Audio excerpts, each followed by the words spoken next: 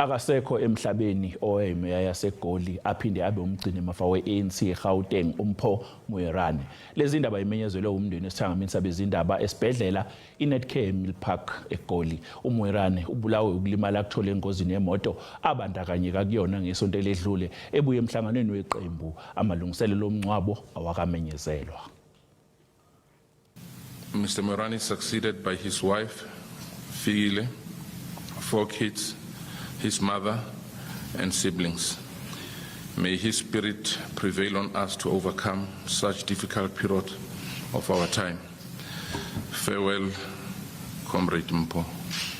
His family has been by the bedside since day one, since he's been in hospital until the final minute, and they're still with him as we speak.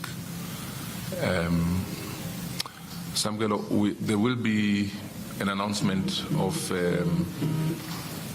the program as to what's going to happen, and the funeral details, how messages of condolences can be delivered, and any other relevant matter will be communicated in due course. Kusenjalo umndeni kaMoerane uthi udumele futhi ulimele ngokomphefumulo ongamahemhemu abelokhu esabalele nezwe ukuthi uMoerane akasekho emhlabeni kusukela izolo ebusuku. It's unfortunate that uMpho was killed many times before being certified dead by those qualified to do so. And I do not know, neither will I understand why people continued spreading rumors despite us giving them an assurance that uMpho was still alive. It beats me. I do not understand and will never ever understand.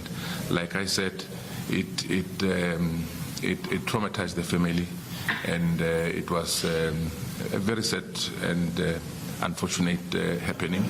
I do not wish it upon any other person, and I hope the abuse of social media stops, because you hurt people. You cannot post and repost unverified information.